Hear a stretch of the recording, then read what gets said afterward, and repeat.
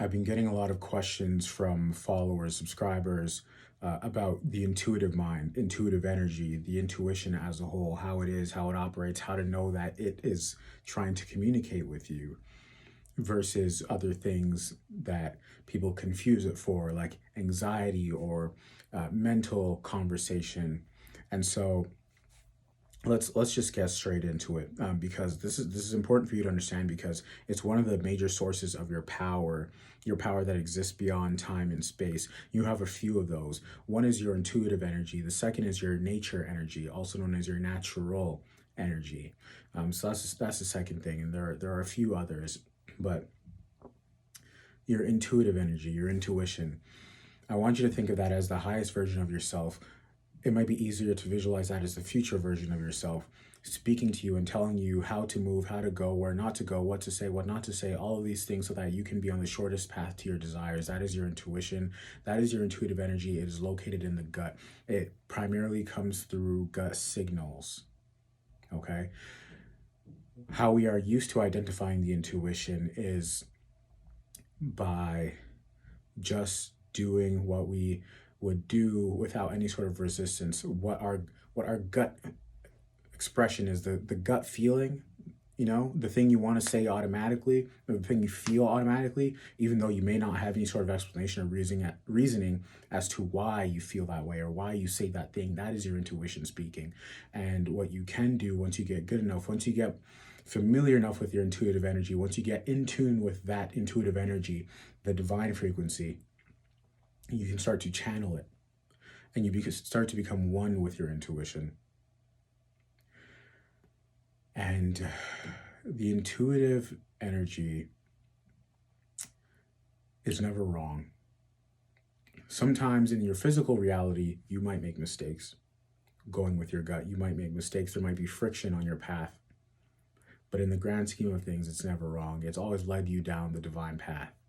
And anytime you see friction along the way, any resistance, you feel like you messed up, you made a mistake, no, just know that that is the universe reorganizing itself to bring you what you desire. And sometimes the universe must put you in a process for a change, have you develop certain character traits so that you can hold the blessing that is waiting for you, so that you can continue to exist in the stream of your desires. Because remember, the goal is not the desire, it's to be in the stream of what you want. Be the person who's able to receive and deserves those things that you desire.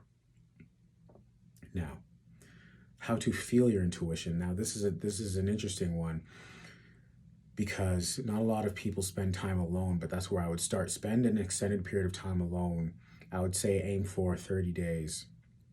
Of course, it's only so much. It's not as possible as I'd like it to be for everybody, but spend a lot of time alone. The more time you spend alone, the more in tune you get with your own energy. The more familiar you get with your own energy, the more you recognize what you would have done anyway once you're back in the real world with other people. What's tough is when we're around people all the time, at work, with kids, family members, friends, so on and so forth, at malls, schools, parks, we start to lose sight of what our own energy feels like, our own intuition, because it's conflicting and it's meshing with so many other people's intuitions. And so we start to feel things that really aren't our original feelings, or really aren't our original traumas. They're that of other people's who are projecting it onto us, and we're absorbing it. We're internalizing it. But your intuition is you at its core. It's the highest version of yourself, again, communicating with you. Imagine all these different realities.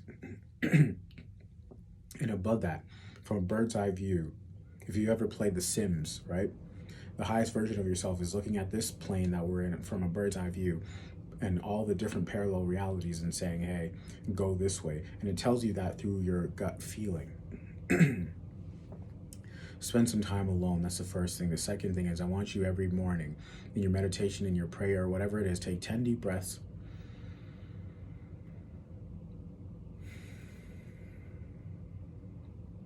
And as you're doing that, bring awareness to your gut. And what happens is that wherever you bring awareness, energy goes, energy flows. Wherever you focus, energy flows.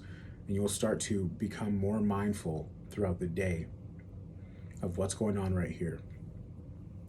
And that is it's an energy source again. That's where the intuition lives and where it starts to communicate from. Third, keep your gut clean. Keep your gut clean. And if you're going to eat processed foods, garbage foods, make sure you clean it up afterwards with a ton of veggies or some green juice or a green shot, whatever it is. Keep your gut clean. Your gut is the second brain, right? That's the third thing. The fourth thing is your intuition exists beyond space and time. Your intuition is the version of you that sees all and has been here before. When the Bible says that, God is in you, that's what that is. That's what that is. It's the intuitive energy. It's the intuition. The part of you that has been here before, that remembers all. Anxiety is an attempt to control the future. Anxiety stems from our attempts to control the future. Anxiousness is a future-focused trait, symptom, whatever you want to call it. And the intuitive knows, because to be an intuitive is to know. The intuitive knows, the intuition knows, rather, that there is no future. There is no past. There's no future. There's only now. There's only now. There's only now. And so anytime you feel any sort of tension or angst, it is your responsibility as someone who is on the path to being a master manifester, it's your responsibility to slow down and figure out where that angst is coming from. Be honest. A lot of the times, activating your intuition comes from being honest with yourself. Just be honest. How do you truly feel? How you truly feel is exactly that, your intuition.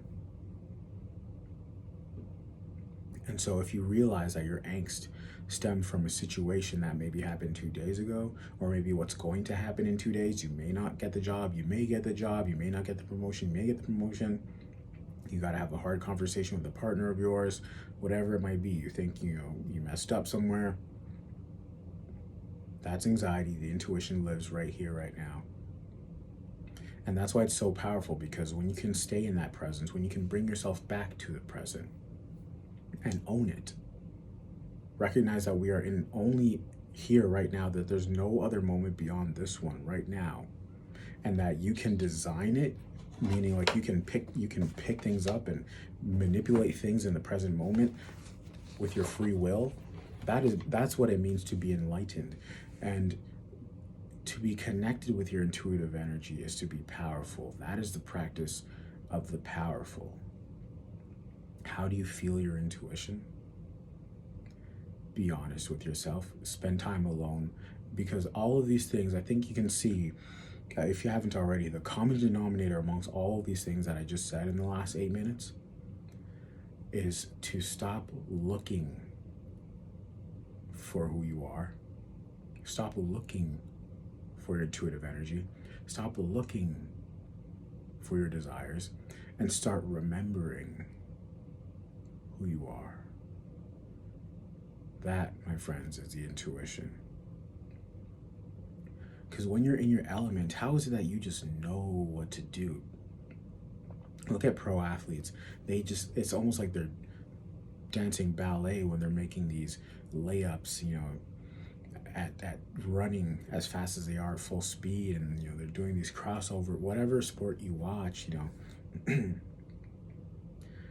or business executives just in flow on sales calls, doing 7-figure deals, content creators just flowing in their speech. They just know what to do. It always seems like they're in their element. Some of that is repetition and consistency, right? But there's a lot of people who do a lot of reps and a lot of people who are very consistent. They just know. The intuition is the part of you that's been here before. And that when you are doing something, when the part of you that feels something for no explainable reason is your intuition. The part of you that says, don't go in that building right there. Or let's not go to Starbucks, right? You know what I mean? Like that's the intuition. And what happens is people who are not intuitive, they double back on what they say a lot. They double back on their gut feeling a lot. They'll say, "Hey, let's go to give me an example." They'll say, "Hey, let's go to Wendy's." And then right after they'll be like, "Oh, you know what? I'm not feeling Wendy's. Let's go to Chipotle." Or there's better examples like, "Oh, should I call this client? Should I not call? Okay, let's call them." And then they hang up midway, or they say, "You know what? I changed my mind." Like that double backing thing, it comes from fear. It comes from your logical mind trying to rationalize things. The intuitive mind, the gut, in other words, or this energy source right here, the sacral, there is no discussion. It doesn't speak. It has no words. It has no words. It doesn't speak. It is a feeling. Anytime you catch yourself talking to yourself, that's your logical mind. Still very useful as, as humans in this physical realm, but the intuition, the intuitive mind trumps all. Because your logical mind is doing this rodeo for the first time. This is not your intuition's first rodeo. Your intuitive mind has been here before. Let me know your thoughts and questions in the comments, guys. Hit that subscribe button if you haven't already. I'm out. Peace.